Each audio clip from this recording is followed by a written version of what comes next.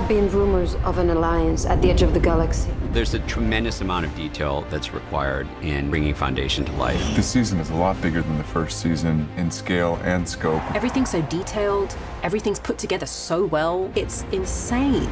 The wardrobe, the set designs, they're all completely brilliant. We show this factory progression of technology. Roughly speaking, it takes us 2 years to make a season. Figure 6 months for pre-production, 7 to 8 months of filming, and then close to a year post-production because we have so many visual effects. Our real goal on the show is to give people that scope that they don't expect on television. Hang on!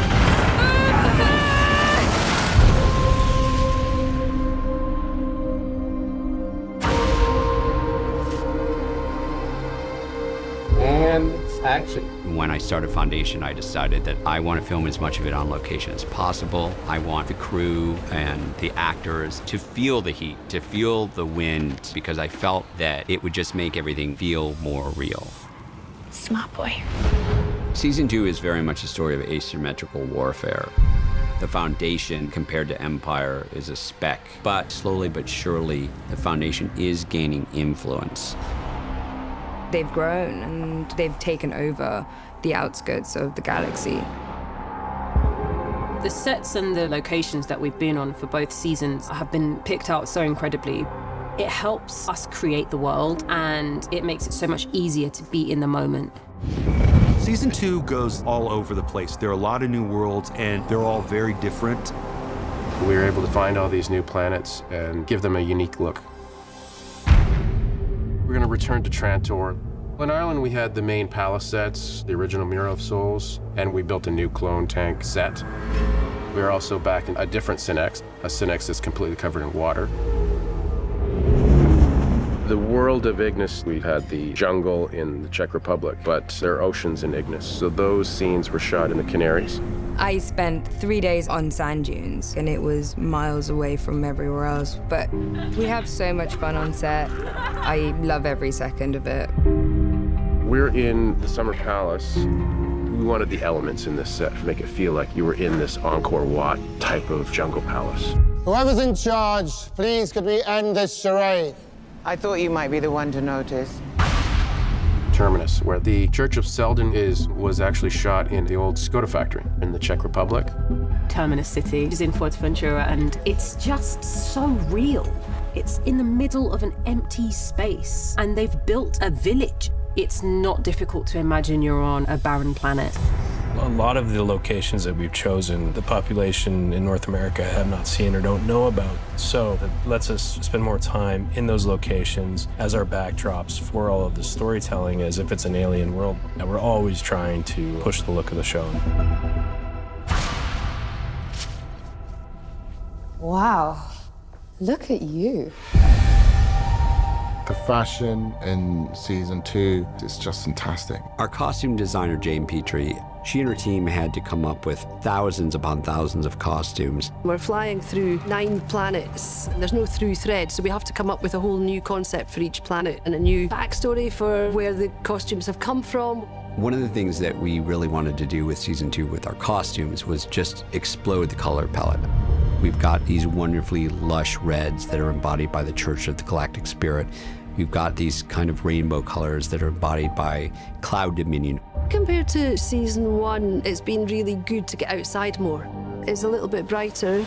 We go to more planets, so there's a lot more variety. Welcome to Trantor. This season's day is completely different than last season's. Day has turned in his blue armor. He's gotten a little bit more flamboyant. Lee's wearing chainmail this season.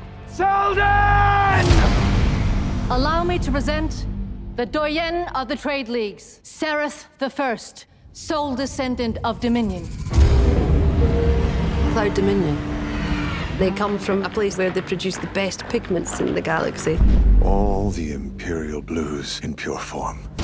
We took slices of agate and worked them into a print, and we had these big billowing robes.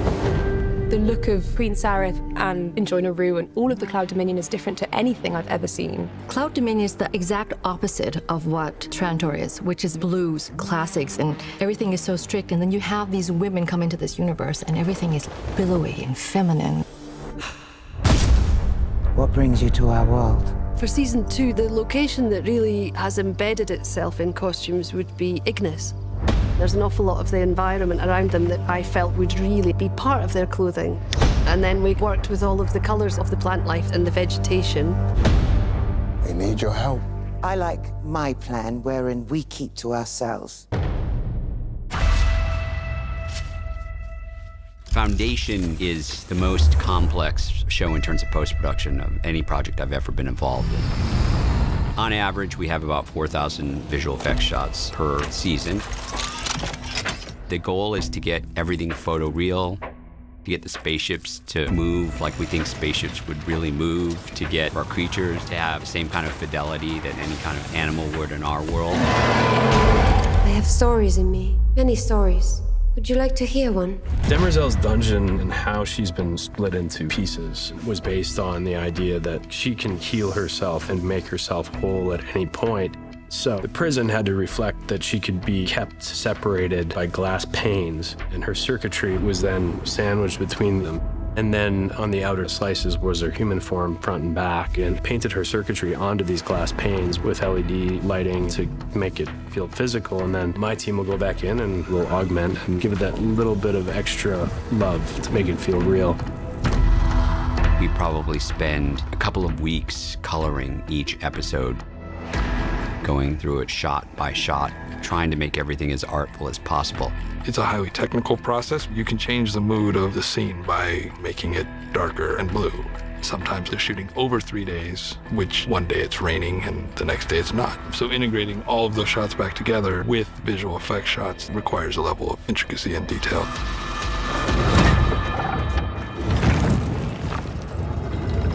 And then you've got sound. We've got a sound team called Sound Dogs who are incredible. Our job is to help supplement and exaggerate a lot of the visuals that we're seeing. I think just a little at the head, and then you're good. This year there's beaches, and now you're dealing with waves and sounds that are clobbering the dialogue a bit, so you're trying to clean all that up. For Tyler's part and his crew, they're creating sounds of ships that don't really exist, creatures that don't exist. You're building a sound world from scratch. And there's always a sense of discovery in this process. I believe that post-production are one of the things that really makes Foundation feel different and more cinematic than your average show. I think it's kind of cool. Yeah. Nice job, guys. Only Empire commands the stars. Crush them now. Shows forward. I can't wrap my head around the craftsmanship on this show. The attention to detail is just extraordinary that you could only really get on a production like this. The stakes are much higher in season 2. The galaxy is countless number of planets, 10,000 inhabited worlds, so we see more of them this season. I didn't think that it could get any more vast, and somehow, some way, the team has made it even bigger. In season 2, the rocket takes off, and we've been having an absolute blast. It's such an incredible spectacle, and I've never seen anything like it. Empire had a reckoning. I am so grateful and lucky that I get to be a part of this. And I think we really succeeded in season 2, and it was a real treat bringing it to life.